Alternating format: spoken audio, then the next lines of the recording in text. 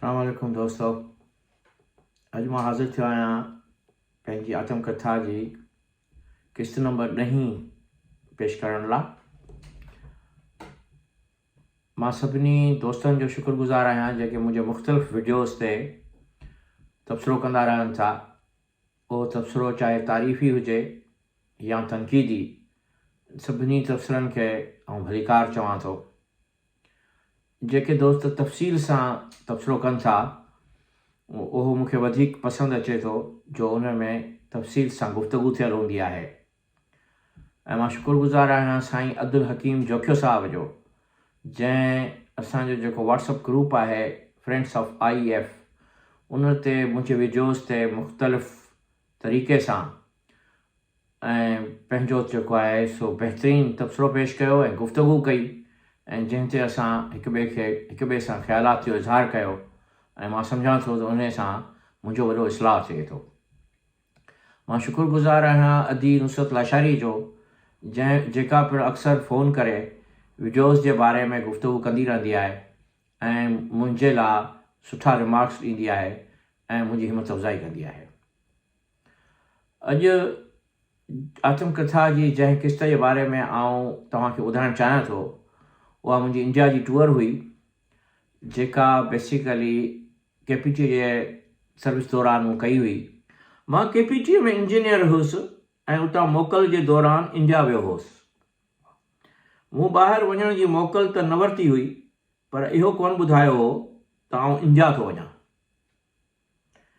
चवनि था त पाकिस्तान सॻोरे जे क़ानून मुताबिक़ इंडिया वञण लाइ वज़ारत दाख़िला खां इजाज़त घुरिबी आहे। जीअं हुननि खे ख़बर पवे त आया ही माण्हू जासूस त कोन्हे। इंडिया ऐं पाकिस्तान जे विच में पाड़ेसरी मुल्कनि हुजण जे नाते तहक़ीक़ात बहितर हुजणु घुरिजनि ऐं ॻाल्हियूं करे मामलनि खे तइ थियणु घुरिजे। इन पॉलिसीअ जी आउं ताईद करियां थो। मूंखे हिकु अदीब जी हैसियत में दावत मिली हुई। अंजुमन तरक़ी पसंद मुसनफ़ीन जे तरफ़ खां कॉन्फ्रेंस में शिरकत करण लाइ, पर सरकारी मुलाज़िम जी हैसियत में मूंखे ख़बर न हुई त वज़ारत दाख़िला खां अलॻि इजाज़त घुरिबी आहे ऐं इहो फ़ाइल तमामु घणो वक़्तु लॻाईंदो आहे। ऑफिस में चंद दोस्तनि खां सवाइ इहा ख़बर कंहिंखे बि न हुई त आउं इंडिया पियो वञा, जो हिकिड़ो लाशऊर में ख़ौफ़ हूंदो आहे त इंडिया जी ॻाल्हि न कजे, मथां एजेंसियुनि खे ख़बर पवे ऐं पोइ हू जांच पड़ताल शुरू कनि। इहो ख़ौफ़ हक़ीक़त में तब्दील थियो जॾहिं मां इंडिया मां मोची आयुसि। चंडीगढ़ में थियल कॉन्फ्रेंस जी रिपोर्टिंग जंग जे हफ़्तेवार मैगज़ीन में छपी, जेका असांजे दोस्त मुजाहिद बरेलवी लिखी हुई, ऐं उन में हिकु ग्रुप फोटो में इंडिया जे अदीबनि समेत आउं बि हुयुसि। कैप्शन में मुंहिंजो नालो पिणु लिखियलु हो। इहा अख़बार KPT जे इंटेलिजेंस ऑफिसर खे पहुती ऐं हुन चेयरमैन खे ॾेखारी। असांजो जनरल मैनेजर ब्रिगेडियर जावेद उन जी ते इंक्वायरी शुरू कई।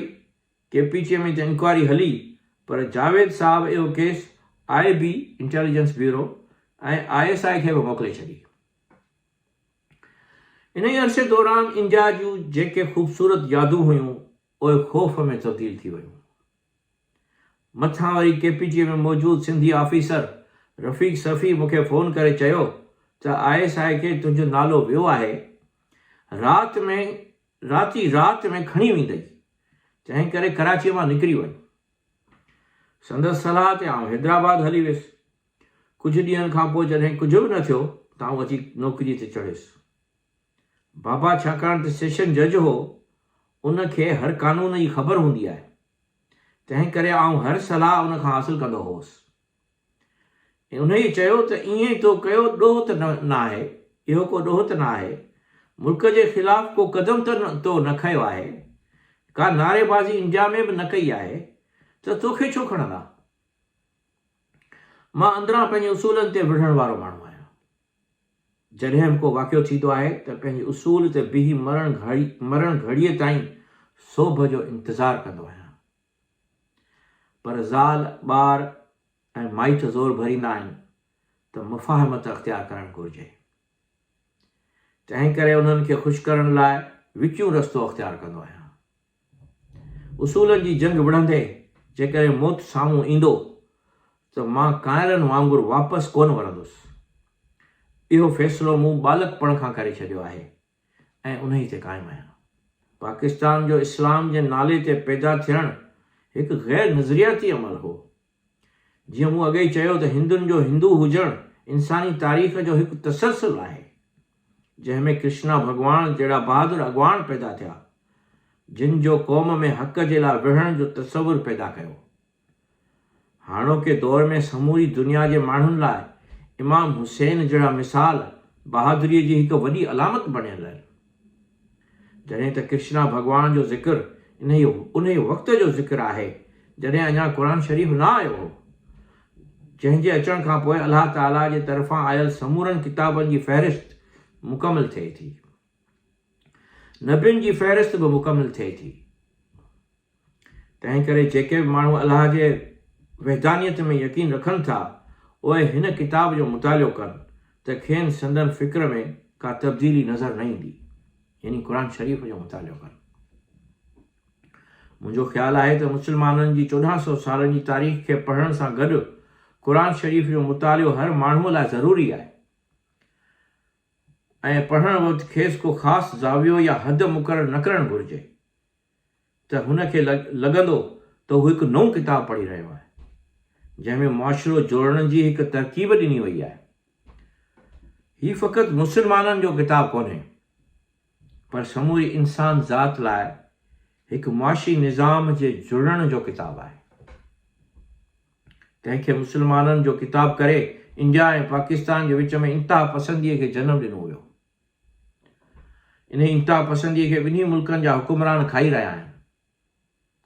इंडिया त पंहिंजी जॻह ते पंहिंजी इक़्तिसादीअ खे हिंदू मत जो शिकार थियणु ॾे या न ॾे, पर पाकिस्तान में इस्लाम जे नाले फ़र्द खां शुरू थींदे हुकुमराननि ऐं फ़ौजियुनि ताईं इन्ही जो नाजाइज़ फ़ाइदो वरितो पियो वञे, जंहिंजे नतीजे में हिन वक़्तु संदसि इक़्तिसादी ग़ौतनि जो शिकार थियल आहे।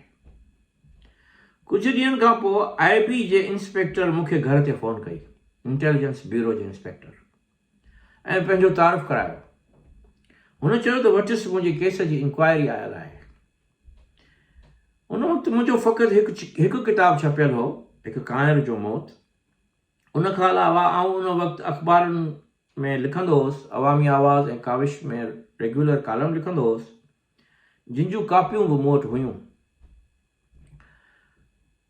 छा तो वटि इहो केस आहे त आउं पाकिस्तान जो वज़ार आहियां? मूं उन इंस्पेक्टर खां पुछियो, जंहिंजो नालो हिन वक़्तु मुंहिंजे ज़हन तां लही वियो आहे। हू कराचीअ जे इलाइक़े बाथ आइलैंड में रहंदो हो ऐं उर्दू ॻाल्हाईंदड़ मुहाजिरनि मंझां हो। मूंखे तव्हां सां मिलणो आहे जीअं आउं पंहिंजी रिपोर्ट पेश करे सघां। हुन गद्दारीअ वारे मामले ते को जवाबु कोन ॾिनो ऐं उनखे नज़रअंदाज़ कयईं ऐं मूं चयोमांसि त तूं भले मुंहिंजे घर अचु। मां पंहिंजे घर जी एड्रेस हुनखे ॾिनी ऐं हुनखे चयुमि त भले तव्हां अचो। आउं क्लिफ्टन जे इलाइक़े में अल हबीब गार्डन्स जे फ्लैट नंबर 5 में रहंदो हुउसि, जिते जो चौकीदार जो कमिरो अलॻि आहे हेठि, ऐं हीउ हमरा राति जो 12 बजे मुंहिंजे घर आयो ऐं चौकीदार सां फ्लैट ते इंटरकॉम ते मूंसां ॻाल्हाईं ऐं मूंखे चयईं त आउं तव्हां सां मिलणु आयो आहियां, छाकाणि जो तव्हां चयो हो। मूंखे अंदरि में इलाही गुस्सो आयो ऐं मां हुनखे चयो त हीउ को वक़्तु न आहे जो मां तव्हां सां मिलां, हिन वक़्तु मां तव्हां सां नथो मिली सघां। हुन चयो त तव्हांखे मूंसां मिलणो पवंदो, ॿी सूरत में आउं तव्हांखे गिरफ़्तार बि करे सघां थो। मूं बग़ैर कुझु चवण जे खेसि मथे अचण लाइ चयो, जो मूं चयो त गिरफ़्तार थियण जो मुंहिंजो को प्रोग्राम न हो ऐं ॻाल्हि खे वधाइणो कोन हो। ऐं जॾहिं हू आयो त मां पंहिंजा किताब हुनखे ॾेखारिया ऐं मां चयोमांसि त मुंहिंजे कहाणियुनि में ऐं मुंहिंजे कालमनि में किथे बि तव्हांखे पाकिस्तान जे ख़िलाफ़ु बग़ावत नज़र न ईंदी। मां पाकिस्तान जे ख़िलाफ़ु न आहियां, बल्कि मां त पाकिस्तान जो सॼणु आहियां। बहरहाल मूंखे लॻो त हिन जो को कमु न थियो, जो हुन चाहियो पिए त आउं खेसि कुझु ॾेई केस खे ख़तमु करायां, पर मां ॾियण वठण जे चकर में न पवंदो आहियां, जेको मूं न कयो। बहरहाल कुझु ॾींहंनि खां पोइ ब्रिगेडियर जावेद, जेको असांजो जनरल मैनेजर हो, उन मूंखे घुराए चयो त तुंहिंजो केस ख़तमु थी वियो आहे ऐं इंटेलिजेंस ब्यूरो मां रिपोर्ट अची वई आहे त तूं गद्दार कोन आहीं ऐं तूं जासूस बि कोन आहीं। सो पाकिस्तान में जेकॾहिं सियासी अॻुवान बणिजणो हुजे त अहिड़नि माण्हुनि ऐं अहिड़नि एजेंसियुनि जा चकर काटणा पवनि था ऐं उन्हनि जी इजाज़त खां सवाइ पाकिस्तान में सियासतदान नथो बणिजी सघिजे। हीअ ॻाल्हि हिकु अहिड़ी ॻाल्हि आहे जेका मूंखे ज़रूर बि बेनकाब करणी हुई ऐं मां चाहियां थो त मां पंहिंजे ऑडियंस खे पंहिंजे बारे में ओरिजिनल किरदारनि ऐं ओरिजिनल मुकालमनि सां गॾु पंहिंजी आत्मकथा ॿुधायां। त हीउ हिकिड़ो नंढो टुकड़ो हो जेको मूं पंहिंजी आत्मकथा जो तव्हांखे ॿुधायो। दोस्तो, हीअ थोरी देरि अॻु में मां तव्हांखे पंहिंजी आत्मकथा जी किस्त नंबर 10 ॿुधाई ऐं हिन ई साॻी वीडियो में मां पंहिंजे आत्मकथा जी किस्त नंबर 11 ऐं 12 शामिलु करियां थो, छो जो इहे किस्तूं बि इंडिया जे सफ़रनामे सां ऐं अंजुमन तरक़ी पसंद मुसन्निफ़ीन सां गॾियल आहिनि। हीअ मुंहिंजूं यादूं मूं हिकु तरह सां हिक ई टाइम में यानी 4 सालनि जे अरसे में लिखी रखियूं हुयूं, 2020 खां वठी 2024 ताईं, ऐं हाणे मां उन्हनि खे फ्लैशबैक में पढ़ंदो पियो वञा। हीअ किस्तवार मां उहे कोन पियो पढ़ां जीअं उहे लिखियलु हुयूं। हीअ मां ईअं थो पढ़ां जो जंहिं शइ जी ज़रूरत पवंदी थी वञे या जंहिं मां मूंखे उत्साह मिलंदो थो वञे या जंहिं शइ जो जंहिंसां को तालुक़ु आहे त उहा मां तव्हांजे लाइ पढ़ां थो। त हीअ इंडिया वञण खां अॻु में जो जेको पस मंज़र आहे उहो मां हींअर पेश करियां थो। 1999 में संगत कराचीअ सां गॾु असां अंजुमन तरक़ी पसंद मुसन्निफ़ीन जी गॾिजाणियुनि में पिणु शिरकत लाइ वेंदा हुआसीं, जेके गार्डन वारे पाकिस्तान मेडिकल एसोसिएशन जे ऑफिस में थींदियूं हुयूं। संगत जे दोस्तनि मां रऊफ़ निज़ामाणी, जान ख़ासकैली, फ़कीरमंद लाशारी ऐं नूर अहमद मेमण दोस्त ज़रूर बि इहे गॾिजाणियूं अटेंड कंदा हुआ ऐं उर्दू दोस्त तमामु घणा हूंदा हुआ, छाकाणि जो उहा गॾिजाणी उर्दूअ में थींदी हुई। पर उन्हनि मां असांजे जेके वेझो दोस्त हुआ उन्हनि में हसन आबदी, मुजाहिद बरेलवी, मुस्लिम शमीम, राहत सईद ऐं ॿिया बि कुझु दोस्त हुआ। उन्हनि ॾींहंनि में 3 सेप्टेंबर ऐं 1 अक्टूबर वारो वाक़ियो थियो हो ऐं इहो ताज़ो हो, तंहिं करे कहाणियुनि ऐं शाइरीअ में बि उहो मौज़ू दोस्तनि जे लिखड़ियुनि में घणो हूंदो हो। मुंहिंजी कहाणी हिकु काइर जो मौत ऐं खिल जो मौत, उन्हनि ॿिन्ही कहाणियुनि में 3 सेप्टेंबर ऐं 1 अक्टूबर जे वाक़िअनि मुतालिक़ यानी उन्हनि दहशतगर्दीअ जे वाक़िअनि मुतालिक़ ऐं उन्हनि जे पस मंज़र में जेके सिंधी ऐं उर्दू फ़सादात थिया या उन्हनि जे विच में जेके नफ़रतूं वधी वियूं उन्हनि जे मुतालिक़ उन्हनि कहाणियुनि में घणो ज़िक्र थियल आहे। सिंधी ऐं उर्दू ॻाल्हाईंदड़ जे विच में उन्हनि ॾींहंनि में वेछा वधी विया ऐं ॻाल्हियूं नफ़रतुनि ऐं मारामारीअ ताईं पहुची वियूं हुयूं ऐं अल्ताफ़ हुसैन जे ॻुणियुनि जा लाश पोइ आम जाम थियण लॻा। उर्दू ऐं सिंधी अदीबनि जी हिकु राय हुई त ॿिन्ही ॿोली ॻाल्हाईंदड़नि जे विच में मुफ़ाहिमत ऐं हम आहंगी पैदा कई वञे। इन सिलसिले में राहत सईद हिकिड़ो रिसालो या चइजे त हिकिड़ो एडिशन शुरू कयो जंहिंजो उनवान हो इर्तिका, ऐं उन में फ़कीरमंद लाशारीअ खे पिणु एडिटोरियल बोर्ड में शामिलु कयो वियो हो।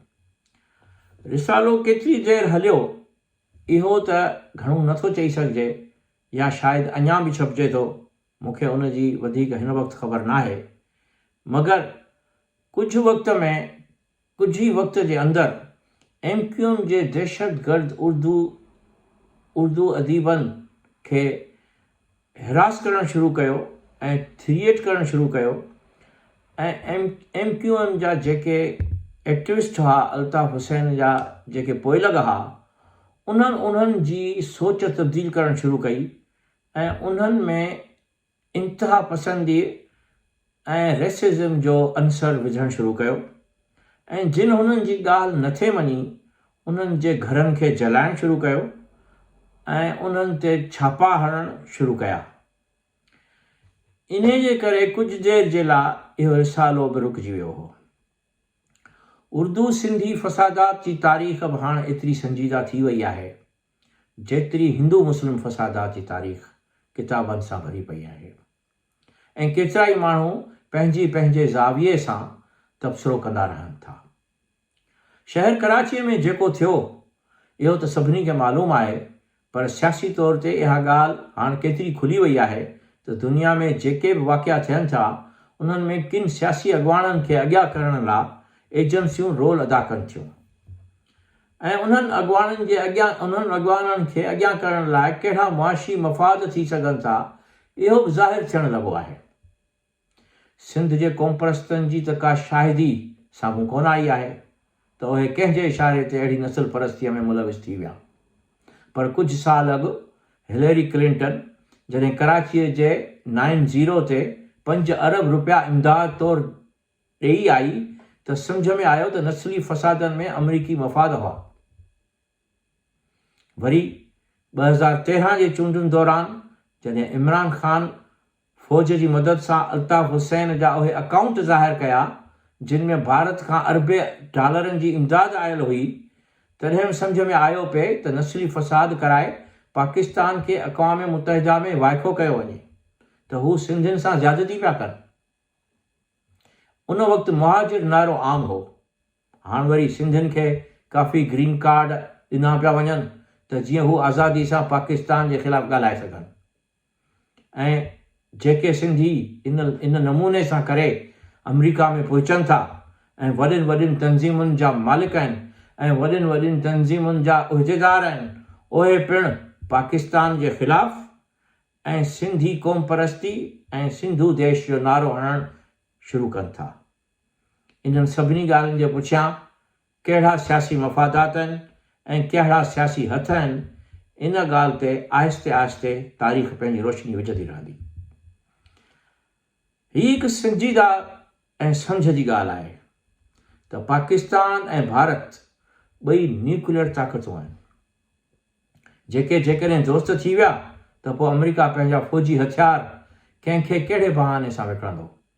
न सिर्फ़ु अमेरिका पर फ्रांस, जर्मनी ऐं ॿिया बि कई मुल्क पाकिस्तान ऐं इंडिया खे फ़ौजी हथियार विकिणनि था ऐं उन्हनि जे विकामजण जे करे ऐं उन्हनि जो विकिरो उन्हनि जी इकोनॉमी जो हिसो आहे।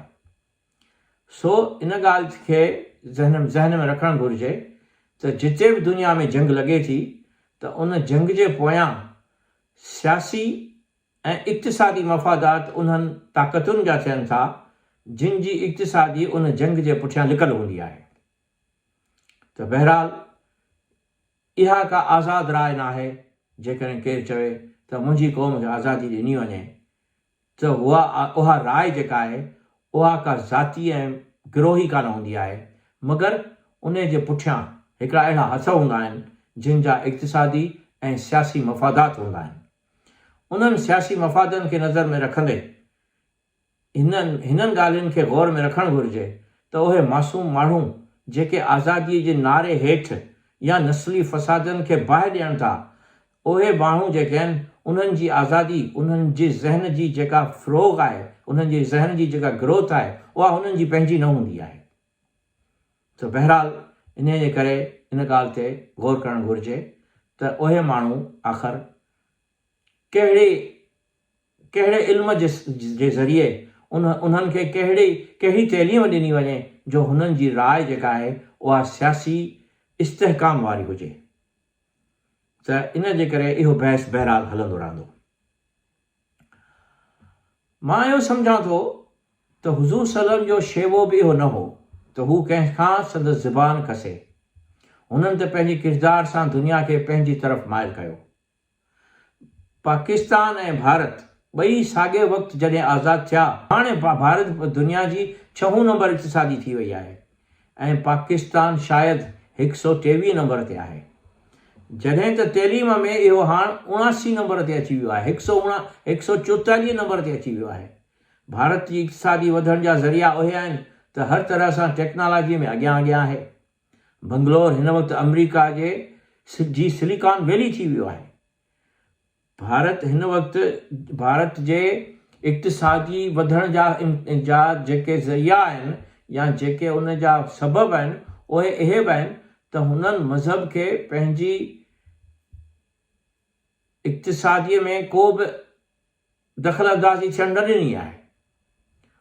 हुननि पंहिंजे सॼे मुल्क में औरतुनि ऐं मर्दनि खे हिकु जेतिरी आज़ादी ॾिनी आहे त हू इक़्तिसादीअ में बहिरो वठी सघनि ऐं टेक्नोलॉजीअ में हुननि जे मुल्क में ट्रांज़ेक्शन्स जेके आहिनि से सभ खां वधि में वधि थियनि थियूं। इहा ॻाल्हि शायदि तव्हांखे ख़बर हूंदी त हिन वक़्तु दुनिया जी ऑनलाइन इकोनॉमी जो जेको वॾे में वॾो महिंदार आहे उहो अमेज़न आहे ऐं अमेज़न जी 24% यानी 24% जेको टर्नओवर आहे उहो इंडिया में थिए थो। त इहे ॻाल्हियूं जेके आहिनि इहे सम्झण जे क़ाबिल आहिनि त हुन मुल्क छो तरक़ी कई आहे। पाकिस्तान जे जेके इंतिहा पसंद माण्हू आहिनि या इंतिहा पसंद जेके उन्हनि जूं हुकूमतूं आहिनि उन्हनि खे इहो सोचणु घुरिजे त जेके मुल्क जिन नज़रियनि जे करे जिन एटीट्यूड्स जे करे तरक़ी कनि था उहे एटीट्यूड हू पंहिंजे मुल्क में आणे। त बहरहाल पाकिस्तान में त मुला साहिबान जल्दी इहो नारो हणंदा आहिनि त बैंक जाइज़ कोन्हे, बैंक में अकाउंट रखणु जाइज़ कोन्हे, बैंक में नौकरी करणु जाइज़ कोन्हे ऐं केतिरनि ई जॻहियुनि ते ॻोठनि में जीअं औरतूं समाइजनि थियूं त हुननि जे लाइ स्कूलनि में वञणु जाइज़ कोन्हे त जॾहिं स्कूल में ई न वेंदियूं त हू किथां जेको आहे सो इकोनॉमी में बहिरो वठंदियूं। त अहिड़ा कई अंसर आहिनि जिन जे करे जेको GDP आहे जेको इनकम पर कैपिटा आहे उहो मुल्क जो किरंदो रहे थो। त इन जे करे असांखे इहो सम्झणु घुरिजे त जेका ॻाल्हि पाकिस्तान में कानून उन जे ख़िलाफ़ु अहिड़ी ॻाल्हियुनि जे ख़िलाफ़ु जोड़ियो वञे थो ऐं वरी उहो उनखे इस्लाम सां जोड़ियो वञे थो त अहिड़ा कई कानून जोड़िया विया आहिनि जेके बेसिकली इस्लाम में आहिनि बि कोन ऐं असांजे मुल्क में माण्हुनि खे गैर बराबरीअ जो शिकार करे विया आहिनि जिन जे करे रोज़ रोज़ फ़सादात थियनि था ऐं इक़्तिसादी जो बेड़ो ॿुॾंदो रहे थो। त मूं ॻाल्हि यादि कई त अंजुमन तरक़ी पसंद मुसनफ़ीन जे करे 1992 में संदन कॉन्फ्रेंस चंडीगढ़ में थियणी हुई जिते मूंखे पिणु दावतनामो मिलियो हो। आउं KPT में मुलाज़िम हुउसि सो मूंखे ख़बर न हुई त एजेंसियूं सरकारी मुलाज़िमनि ते कोड़ी नज़र रखंदियूं आहिनि जेके भारत वञनि था। मुजाहिद बरेलवी हसन आबदीअ सां जहाज़ जे ज़रिए दहली वियो हुउसि, ॿिया जेके अदीब हुआ से वाघा खां ट्रेन जे ज़रिए आया हुआ। ही ॿई कम्युनिस्टनि जा हामी हुआ यानी मुजाहिद बरेलवी ऐं हसन आबदी ऐं असांजा कई दोस्त जेके उन लॾे जा हामी रहिया आहिनि उहे अक्सर पंहिंजे दोस्तनि खे हर शहर में हिकिड़ो जाम शौक़ी ॻोल्हींदे नज़र ईंदा आहिनि। सो हसन आबदी त दिल्लीअ में कम्युनिस्ट पार्टी जे बिल्डिंग में रहियो ऐं मुजाहिद बरेलवी कंहिं ॿिए दोस्त वटि वञी रहियो। दिल्लीअ में सिर्फ़ु हिकु राति रहणी हुई सो आउं लक्ष्मण कोमल जे घर रहियुसि। राति जो 5 ताईं असां कचहरी कंदा रहियासीं ऐं हिक ॿिए खे शाह लतीफ़ ऐं शेख अयाज़ जी शाइरी पिणु ॿुधाईंदा रहियासीं। संदसि नसर जो आउं तमामु घणो मदार रहियो आहियां। संदसि महिमान नवाज़ी अहिड़ी मोहबत जो अहसासु ॾियारियो जहिड़ो संदसि नसर में आहे, पर जीअं त हू रखेल मोराई जो आशिक़ हो सो समूरी राति उन जी तारीफ़ घणी कंदो रहियो ऐं उन जी शाइरी पिणु ॿुधाईंदो रहियो। रखेल मोराई असांजो प्यारो दोस्त आहे ऐं संगत कराचीअ जे गॾिजाणियुनि खां वठी उन सां तमामु वॾी कचहरी ऐं संगत रही आहे।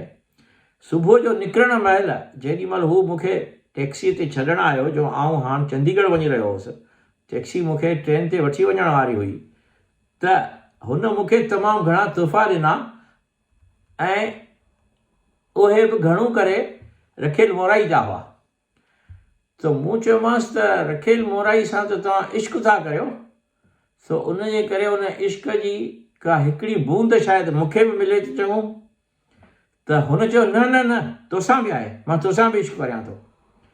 सो बहरहाल मूंसां बि हुन जो रिवाजी जुमिलो ॻाल्हायो ऐं पोइ बाद में ख़बर पई ऐं जॾहिं हुन पंहिंजी आत्मकथा लिखी आहे त उन में मूं ॾिठो त हुन उन राति जो ज़िक्र कयो जंहिं राति असां तमामु घणो वेझो वेही ऐं कचहरी कईसीं। रखेल मोराई खे मूं पाकिस्तान पहुची समूरो हाल अहवाल ॿुधायो। यादि न आहे त खेसि संदसि तोहफ़ा ॾिनल आहे न, छो जो मुंहिंजो सफ़रु काफ़ी शहरनि मां गुज़रंदे उते पहुतो हो, पर बहरहाल आउं सम्झां थो त मूं हुनखे तोहफ़ा ॾिना हूंदा। मां इंडिया में चंडीगढ़, आगरो, वृंदावन जो मंदरु ऐं दिल्ली में जेको आहे बसुनि में रुलंदो रहियो हुउसि, उन वक़्तु मुंहिंजो हिकु ई किताबु छपियो हो, हिकु काइर जो मौत, सो मूं लक्ष्मण कोमल खे ॾिनो हो, जंहिं ते हुन ऑल इंडिया रेडियो सर्विस ते तबसरो कयो ऐं हू शायदि उते सिंधी में हिकु प्रोग्राम कंदो हो। उन सां गॾोगॾु हू हिकु अंग्रेज़ी अख़बार जो सब एडिटर बि हो, टाइम्स ऑफ इंडिया। इहा संदसि वॾी महिरबानी जो हुन मुंहिंजे किताबनि खे पढ़ियो ऐं रेडियो ते तबसरो कयो। ॿिए ॾींहं ते मां वीना शिरंगीअ सां मिलियुसि, जंहिं शादी कान कई आहे, ऐं हुन पंहिंजो हिकु नसर जो किताबु ॾिनो मूंखे। मां संदसि इंटरव्यू कयो, जेको पोइ कई रिसालनि में छपियो। हुन जी ॻाल्हि में जेका रवानी हुई सा बेमिसाल हुई। शेख अयाज़ जी शाइरीअ में हिकु औरत जो ज़िक्र आहे जंहिंसां हूअ सिंधूअ जे किनारे ते पेर पुसाए थो, यानी शेख अयाज़ पंहिंजी महबूबा सां सिंधूअ जे किनारे ते पेर पुसाए थो, मगर उहा औरत का इंडियन औरत आहे। मां काफ़ी वक़्तु उहा वीना शिरंगी सम्झंदो हुउसि, जंहिंजे लाइ मां पशेमान आहियां, मूंखे ग़लतफ़हमी हुई। तंहिं करे शेख अयाज़ जे बारे में मूं हिकु लफ़्ज़ बि न ॻाल्हायो, पर काफ़ी वक़्तु पंहिंजी उन मनफ़ी सोच ते बचां वेंदी रही, जंहिंजे लाइ मां मज़द खां आहियां। त तख़लीक़कारनि जी महबूबाउनि खे कंहिं ज़िंदा शख़्सियत सां जोड़णु केॾो न जुर्म कंदड़ अमल आहे, ऐं केतिरी न इहा बुछड़ी सोच आहे। बहरहाल मां शाम जो चंडीगढ़ मुजाहिद बरेलवी ऐं हसन आदवीअ सां गॾु रवानो थी वियुसि। त हाणे मां पेश करियां थो किस्त नंबर 12, जेका पिणु इंडिया जे सफ़र सां तालुक़ु रखे थी। ऐं इंडिया में आऊं जॾहिं चंडीगढ़ मां तरक़ी पसंद मुसन्निफ़ीन जी कॉन्फ्रेंस अटेंड करे निकितो हुउसि, त उतां पोइ आऊं दिल्लीअ मां बस जे ज़रिए ताजमहल वञी रहियो हुउसि। ऐं मूंखे ख़बर न हुई त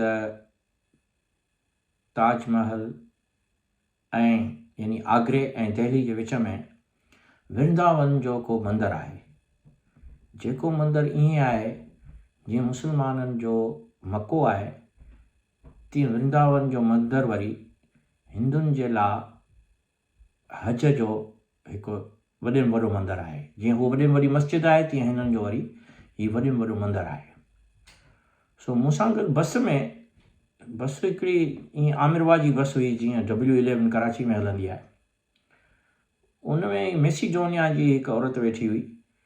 ज़ाहिर आहे उहा गोरी हुई, पर उनजे मथे ते टिको हो ऐं उन अंग्रेज़ी ॻाल्हाई पए। त आउं बि टूरिस्ट हुयुसि, हूअ बि टूरिस्ट हुई।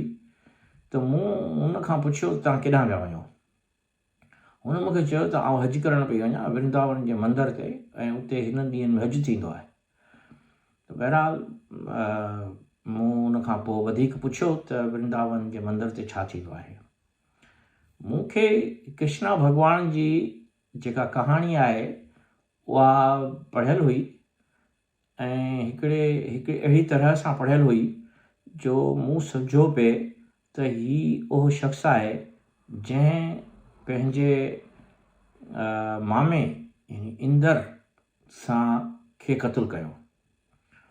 उहो ईअं थियो हो जो जेको राजा इंदर हो, उन खे कंहिं निजूमीअ चयो हो त तुंहिंजे घर में यानी तुंहिंजी भेण जे घर में हिकु अहिड़ो ॿारु पैदा थींदो जेको तुंहिंजो तख़्तु ऊंधो कंदो ऐं तोखे क़तलु कंदो।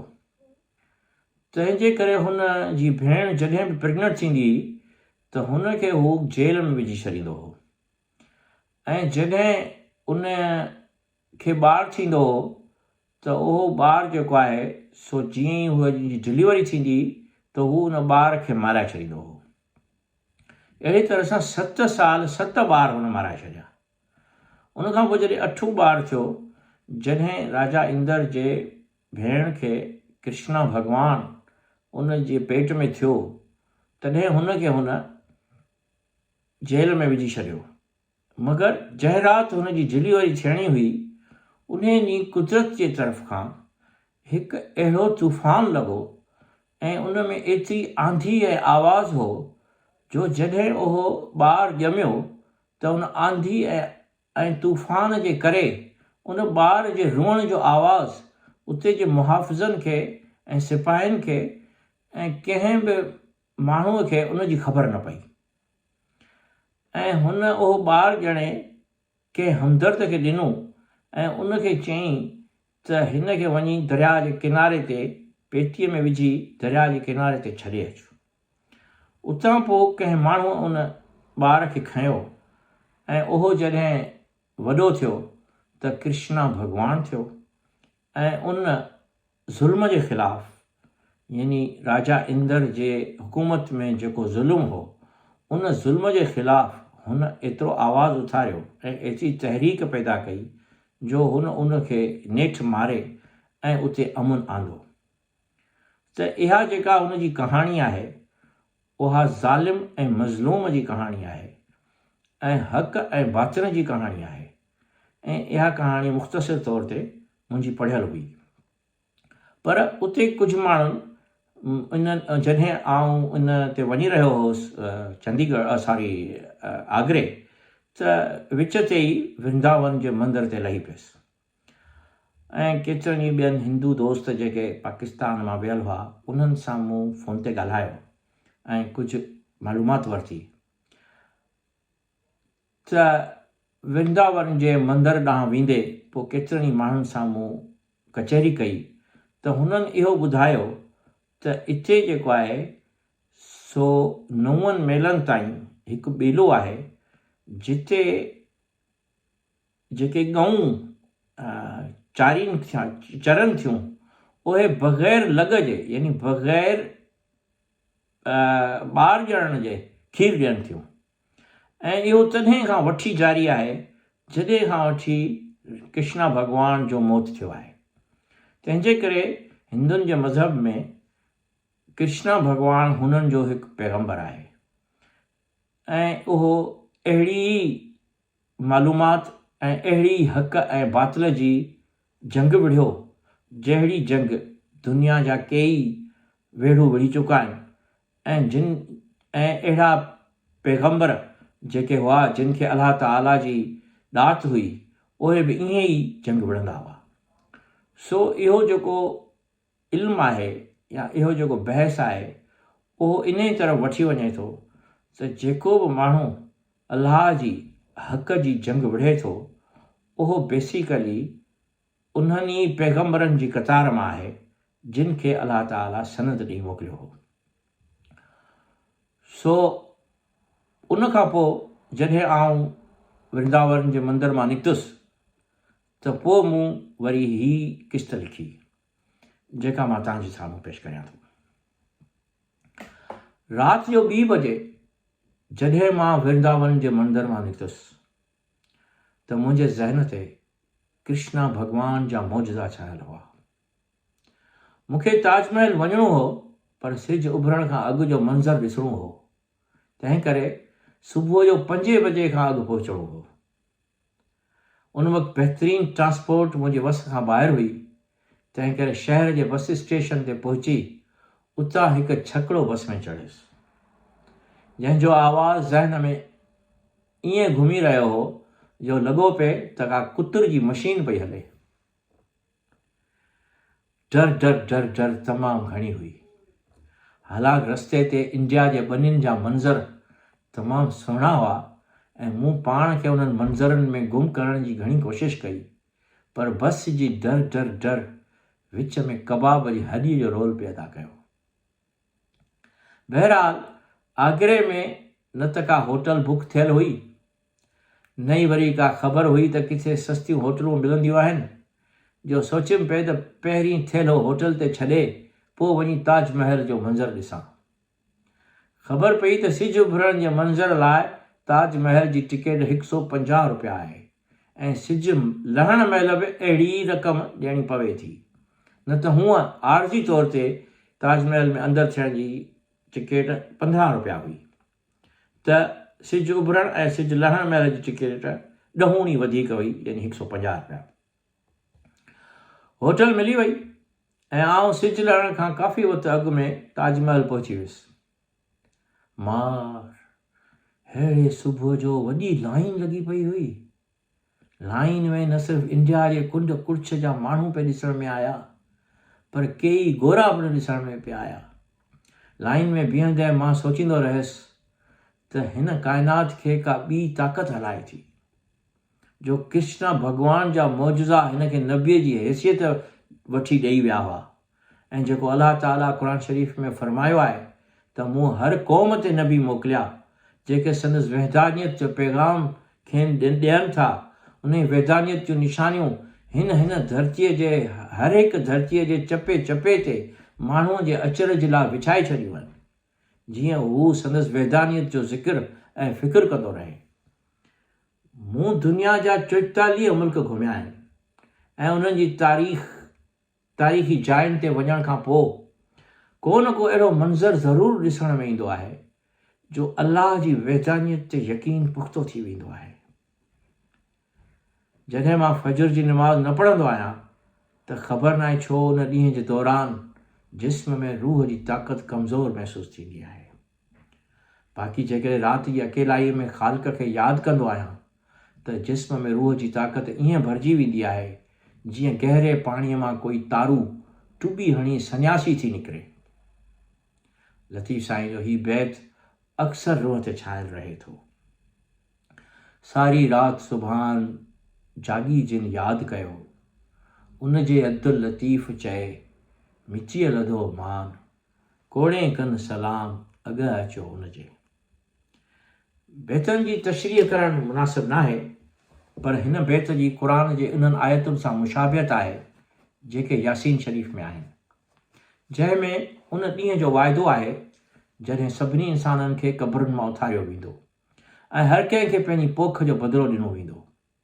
सलाम कौलुम मिन रब्बिर रहीम, पंहिंजे रब जे तरफ़ खां उन्हनि खे चयो वेंदो। इहा आयत सूरह यासीन में आहे, सलामुन कौलम मिन रब्बिर रहीम। साॻी तरह सां लतीफ़ साईं बि पंहिंजे शहर में चयो आहे, सारी राति सुभान जागी जिन यादि कयो, यानी जेके राति जो अलाह ताला खे यादि कनि था, कोड़े कनि सलाम अॻ अचो उनजे, यानी उहे जेके अलाह ताला जा फ़रिश्ता हूंदा उहे उन्हनि खे अची सलाम कंदा। इहो बैत ऐं सूरह यासीन जी इहा आयत कौलुम मिन रब्बिर रहीम, सलामुन कौलम मिन रब्बिर रहीम, ॿिन्ही जी मुशाबियत आहे। तंहिंजे करे ई लतीफ़ साईं चयो आहे, जेतो बैत भायां से आयतूं आहिनि, नियो मन लाइन पिरियां संदे पार ॾे। रातियुनि जी ऊंदाईअ में मूं कई तख़लीक़ जा सफ़र कया आहिनि। उन ई राति निंड करण खां सवाइ कृष्ण भॻवान जा मौजज़ा सम्झी वियुसि त खेसि छो पैदा कयो वियो हो। ज़ाहिर में त हिन पंहिंजी ज़ालिम मामे जो क़त्लु कयो, पर बातिन में हिन ज़ुल्म जो क़त्लु कयो। जॾहिं को जोधो हक़ जी राह में जंग जोटे थो त हू ईंदड़ नस्ल जे लाइ मिसाल बणिजे थो ऐं ईंदड़ नस्ल जे क़ौमुनि में हिकु तरह जो हक़ जो पेट्रोल विझे थो त जीअं संदन रूह खे सच जी उॾाम मिली सघे। कृष्ण भॻवान बि उन्हनि अलाह जे वारसनि मां हो जंहिंखे हक़ जी राह में ज़ालिम जो क़त्लु करण लाइ हिन दुनिया में आंदो वियो। अहिड़ी तरह सां इमाम हुसैन बि अहिड़नि जोधनि मां हो जंहिं हेॾी वॾी ताक़त जे बावजूदु हक़ जी ॻाल्हि कई ऐं पंहिंजे सिर जी परवाह कान कई। संदसि इन अमल जे करे 1500 साल खेसि अलामत बनाए केतिरा ॿिया इंसान हक़ जी राह लाइ विढ़ंदा रहिया आहिनि। इन्हनि ई ख़्यालनि में गुम हुयुसि त मुंहिंजो नंबर अची वियो ऐं टिकट हासिल करे मां ताजमहल में दाख़िल थियुसि। थोरी ऊंदाई आसमान में ख़तम थी चुकी हुई। फजर जो वक़्तु ज़ाहिर थियणु लॻो। ताजमहल ते नज़र पई त संदसि हुस्न अंदर में पेही वियो। उन जे पोयां जमुना नदीअ जा ओलड़ा नज़र अचणु लॻा, जिन जी ओट में वणनि जूं कतारूं आहिनि। ताजमहल जे सफ़ेद रंग, संदसि ऊचाई ऐं बीहक जो हुस्न कंहिं नौजवान नींगरीअ जे हुस्न खां घटि न हो। मथां वरी पस मंज़र में पाणीअ जा झरणा मूसीक़ी बणिजी मुंहिंजे पूरे जिस्म खे राहत ॾेई रहिया हुआ। सिज ओचितो न घुरंदो आहे। आहिस्ते आहिस्ते वणनि जी ओट मां झाती पाए पंहिंजी पूरी लालाण समेत पहिरीं नारंगी रंग ज़ाहिर करे थो। उन नारंगी रंग जो असरु पूरे आकाश ते छांइजी वञे थो ऐं सिंध जे बहिराड़ीअ जी औरत जी का पोती लॻे थी। जेका उन जिस्म जे चोगर्द संदसि हुस्न खे समेटींदी आहे। ताजमहल ॾांहुं विखू खणंदे विच तां पाणीअ जी हिकु सोढ़ी कैनाल आहे ऐं पासे खां वणनि जूं कतारूं आहिनि। पर अफ़सोस जी ॻाल्हि इहा आहे त मुमताज़ जंहिंजी मौजूदगीअ में ई शाहजहान बादशाह इहे यादगार तइमीर कराई हुई ऐं संदसि क़ब्र साम्हूं न पर तहखाने में आहे, जंहिं ते 2 कुल त पढ़ियमि पर क़ब्र जी शिकिल नज़र नथी अचे। कुझु वक़्त जे अंदरि सिज पंहिंजी समूरे जोभन सां समेत नमूदार थियो ऐं राति जी उंधाइनि मां निकिरी ॾींहं जी रोशनीअ में दाख़िल थी वियो। हीअ राति जेका कृष्णा भॻवान जे यादुनि ऐं तारीख़ी अहमियतुनि सां शुरू थी हुई, हिकु बादशाह जे इश्क जी यादगार ते अची ख़तमु थिए थी। अहिड़ी तरह सां जेकर इंसान जो हर ॾींहुं मालूमात जो हिकु सफ़र हुजे ऐं मालूमात जे लाइ हिकु सफ़र में गुज़रे त हीअ हयाती ख़ूबसूरत यादुनि जो हिकु बाग़ थी वञे। ऐं मुंहिंजी हयाती दुनिया जे केतिरनि ई अहिड़नि पेचरनि तां गुज़री आहे जिन में इल्म ऐं इश्क जो इम्तिज़ाज भरपूर नज़र ईंदो आहे, जेको मां तव्हां सां वंडींदो रहंदुसि। वॾी महिरबानी त मां हींअर इहे 3 क़िस्तूं तव्हांजे साम्हूं पेश कयूं, क़िस्त नंबर 9, 11 ऐं 12, जेके इंडिया जे सफ़र मुतालिक़ हुयूं।